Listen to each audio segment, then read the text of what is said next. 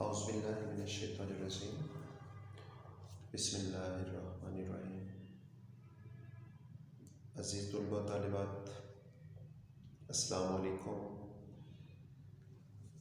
ہمارے دوسرے test session میں آپ کو خوش آمدید کہتا ہوں۔ آج سے ہم لوگ اپنے پہلے ٹیسٹ کے سلیبس کی ریویژن شروع کر رہے ہیں۔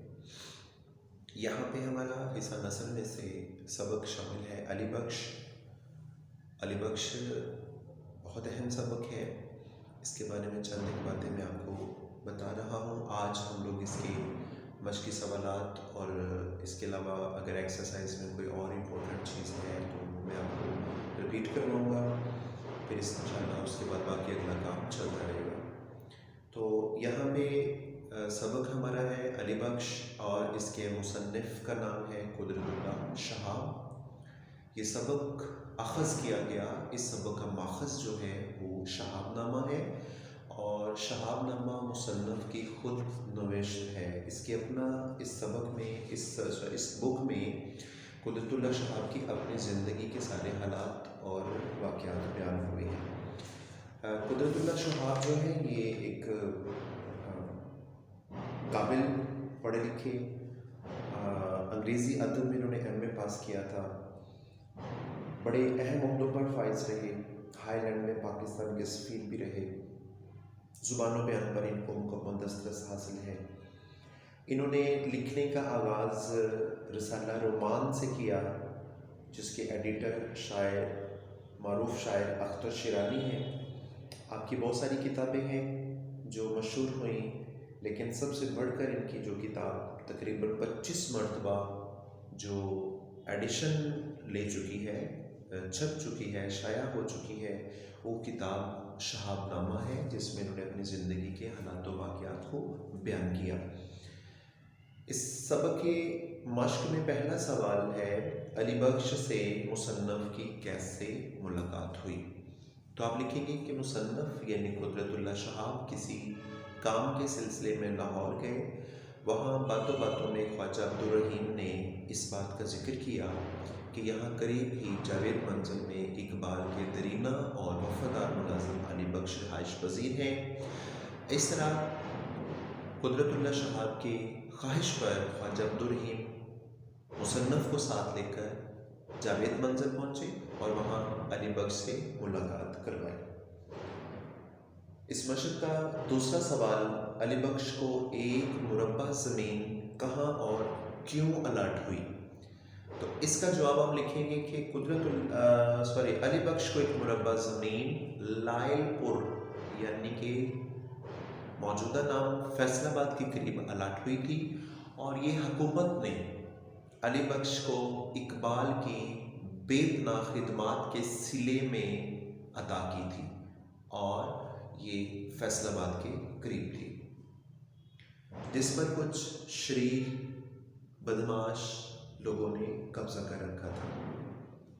تیسرا سوال مصنف کے ساتھ کار میں بیٹھتے ہوئے علی بخش کے دل میں کیا وہم تھا؟ اس کا جواب ہم یہ لکھیں گے کہ کار میں بیٹھتے ہوئے علی بخش کے ذہن میں یہ وہم تھا، یہ بات تھی، یہ سوچ تھی کہ اب یہ بندہ بھی دوسرے لوگوں کی طرح اقبال کے بارے میں سوال کر کر کے مجھے پریشان کرے گا، میرا سر کھپائے گا۔ لیکن مصنف نے یہ ارادہ کر رکھا تھا کہ وہ خود اپنے منہ سے اقبال کے بارے میں کوئی سوال نہیں کرے گا۔ اگر اقبال واقعی علی بخش کی زندگی کا ایک لازمی جزو ہے تو یہ آپ کا تعلق، آپ کی باتیں خود بخود علی بخش کی زبان پر جاری ہو جائیں گی۔ تو یہی ہوا۔ کچھ دیر کے بعد علی بخش نے اقبال کی زندگی کے بارے میں مختلف قسم کے تذکرے باتیں کرنا شروع کر دی۔ چوتھا سوال ایک سینما کے سامنے بھیڑ دیکھ کر علی بخش نے کیا کہا؟ اس کا جواب ہم لکھیں گے کہ گاڑی میں بیٹھے ہوئے جب وہ ایک سینما کے سامنے سے گزرے تو وہاں بہت زیادہ رش تھا، بھیڑ تھی، ہجوم تھا، بہت سارے لوگ جمع تھے۔ تو علی بخش بڑبڑانے لگا کہ مسجدوں کے سامنے تو کبھی ایسا رش دیکھنے کو نہیں ملا، اور اقبال بھی یہی کہا کرتے تھے، یہ اس کی خود کلامی کا انداز تھا۔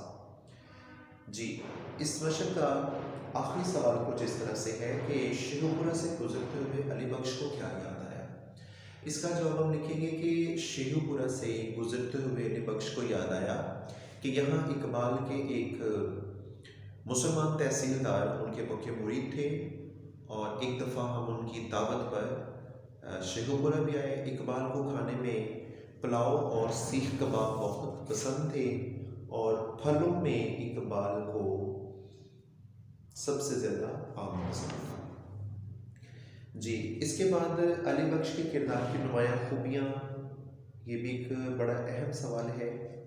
تو ہم لکھیں گے کہ علی بخش ایک مخلص اور وفادار انسان تھا۔ اس نے زندگی بھر شادی نہیں کی، اقبال کی خدمت میں اپنی پوری زندگی گزار دی۔ اقبال کی وفات کے بعد وہ اقبال کے بچوں کے بھی وفادار رہے، اور اقبال کے گھر کا سارا خرچ حساب کتاب علی بخش کے ہاتھ میں ہوتا تھا، لیکن انہوں نے اپنی ذات پر کبھی خرچ نہیں کیا تھا۔ تو یہ ان کی وفاداری کی ایک بہت بڑا ثبوت تھا کہ انہوں نے اقبال کی زندگی کے بعد اپنی باقی زندگی جو ہے وہ اقبال کے بچوں کے نام کر دی، اور ان کی دیکھ بھال میں ہی مصروف رہے۔ اس کے بعد چوتھا سوال ہے، سوال نمبر 4 سائڈ پہ نمبر دیا ہوا ہے۔ علامہ اقبال کی وفات کا حال علی بخش کی زبانی لکھیے۔ تو علی بخش نے کہا تھا کہ جب ڈاکٹر صاحب نے دم دیا تو میں ان کے بالکل قریب تھا۔ صبح سویرے میں نے انہیں فروٹ سالٹ پلایا اور کہا کہ اب آپ کی طبیعت بحال ہو جائے گی، لیکن عین 5:10 پر ان کی آنکھوں میں ایک تیز نیلی نیلی سی چمک آئی، اور زبان سے اللہ ہی اللہ نکلا۔ میں نے جلدی سے ان کا سر اٹھا کر اپنے سینے پر رکھ لیا اور انہیں جھنجھوڑنے لگا، لیکن وہ رخصت ہو گئے تھے۔ یہ ان کی وفات کا مکمل، یہ کوئی وفات سے تقریباً 6 برس پہلے جب اقبال کا گلا خراب ہوا تو اس وقت سے انہوں نے حقہ پینا بند کر دیا، لیکن اس کے اثرات باقی تھے گلا خرابی کے۔ جی، اس کے بعد خالی جگہ ہے، نمبر 1 پہ ہے قبضہ نہیں ملتا تو کھائے ڈیش۔ تو یہاں پہ آئے گا قبضہ نہیں ملتا تو کھائے کڑی۔ نمبر 2، علی بخش کے مطابق اقبال اکثر گنگناتے تھے۔ کیا گنگناتے تھے؟ یہ ایک شعر کا مصرع ہے، کبھی اے حقیقت منتظر۔ تیسری خالی جگہ میں ڈاکٹر صاحب بڑے ڈیش آدمی تھے، تو ڈاکٹر صاحب بڑے درویش آدمی تھے۔ چوتھے نمبر پہ پھر علی گڑھ سے ایک ڈیش لیڈی آ گئی، تو یہاں پہ ایک جرمن لیڈی آئی تھی جن کا نام ڈورس احمد تھا، اور یہ علی گڑھ مسلم یونیورسٹی کی ایک پروفیسر کی سالی تھی۔